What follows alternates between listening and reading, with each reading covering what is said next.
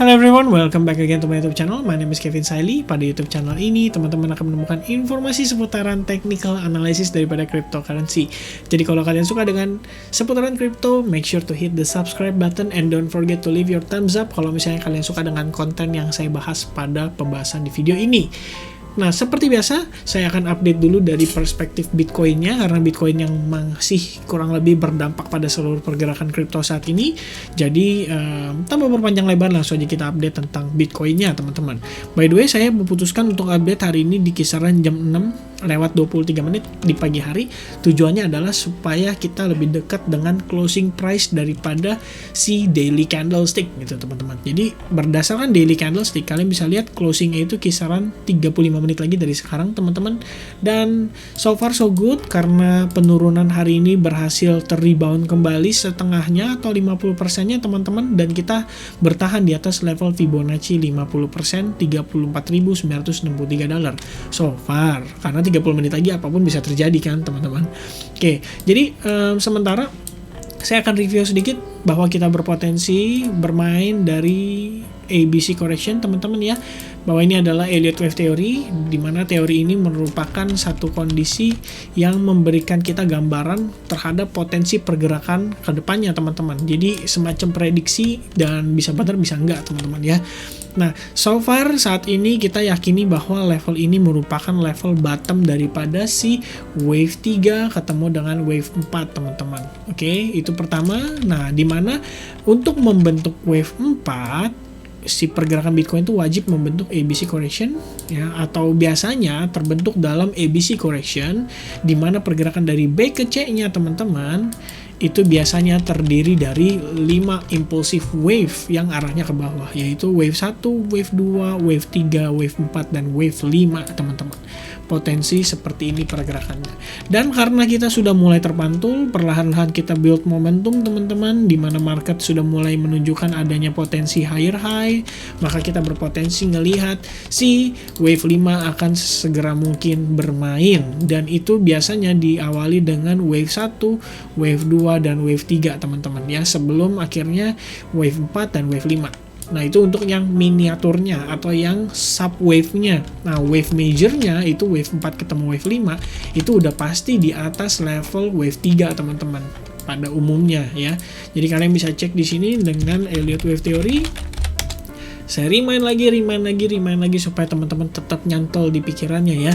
Wave 5 itu adalah di atas wave 3, teman-teman. Dan sekarang itu posisinya kita sedang memulai atau potentially baru memulai wave 5-nya, teman-teman ya. Dan progres untuk menuju wave 5 itu tentunya ada sub wave-nya, yaitu 1, 2, 3, 4, dan 5, atau impulsive wave yang sub wave-nya. Oke. Kurang lebih kayak gitu. Itu untuk time frame daily. Kita masih bermain juga di dalam broadening wedge. Kemudian kalau misalkan secara yang kemarin kita sempat bahas tentang descending channel, teman-teman, descending channelnya juga sudah successfully terbreakout, dan kita sekarang lagi ngetes level resistance daripada descending channel.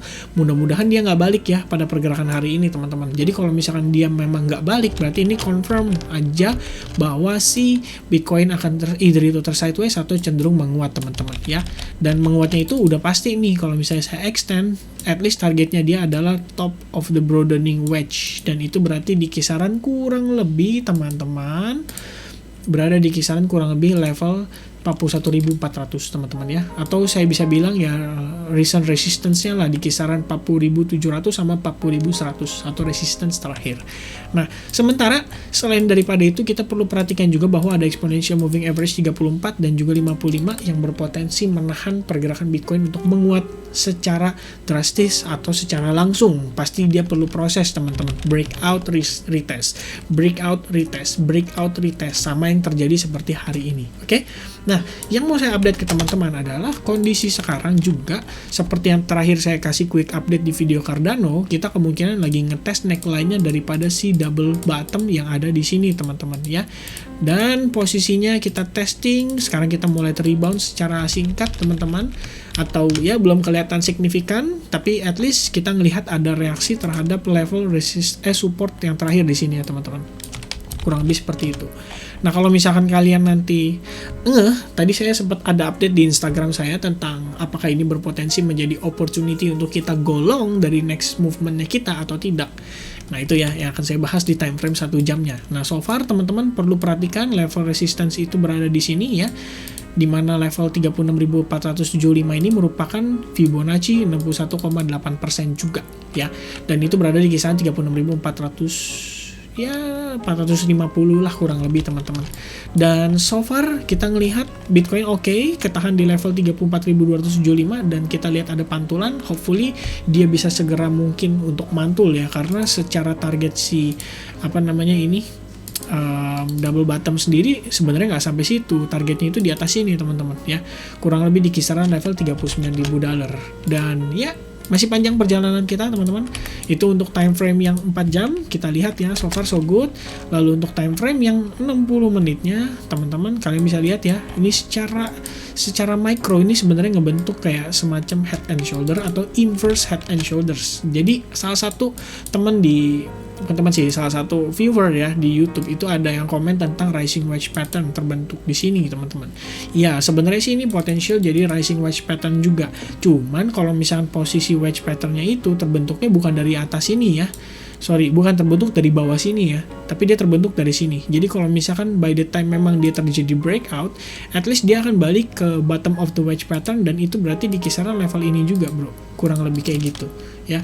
Atau mungkin sejauh-jauhnya at least sampai level ini. Nah cuma saya nggak expect sampai level itu karena secara pergerakan terakhir kita itu udah successfully breakout resistance yang ada di 35.200. Nah, level 35.200 itu kan merupakan resistance yang cukup penting selama ini nahan pergerakan Bitcoin untuk bermain di atas level itu. Nah, ketika kita berhasil breakout, yang namanya supportnya itu pasti dia akan naik. Yang tadinya kita expect supportnya di kisaran level 33.400, otomatis dia akan naik dan itu mungkin berada di kisaran level segini teman-teman. Kenapa demikian? Karena teman-teman, setelah sekian lama ini ketahan, ada sekelompok orang atau sekelompok big fund yang melakukan breakthrough di sini ya. Ketika dia buy, inilah yang menyebabkan harganya menjadi ada reaksi follow up daripada retail yang lain gitu. Dan ketika marketnya kembali ke sini lagi teman-teman, kita perlu ngelihat reaksinya, karena apakah si buyer atau big fund yang di sini itu masih mempertahankan harga ini teman-teman. Dan rupanya terlihat ya dengan membentuk pattern yang cukup bagus ini, yaitu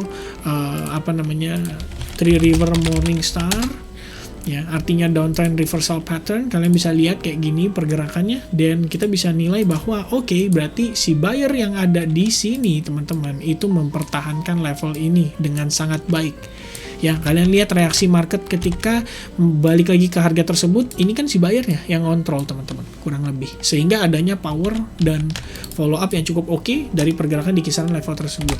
Nah secara time frame 30 menit ini yang akan saya bahas. Kita coba ambil neckline-nya teman-teman, kurang lebih kayak gini ya. Oke, kurang lebih kayak gini neckline-nya, karena ini membentuk semacam inverse head and shoulders ya, kurang lebih kayak gini teman-teman. Nah, kalau misalkan ini successfully breakout, dia close di atas, maka potensial kita akan lihat si Bitcoin akan menguat kembali teman-teman. At least next targetnya itu berada di kisaran level kurang lebih sekitaran level ini. Dan ini merupakan level support yang terakhir ya, sebelum kita terjadi breakout di sini teman-teman.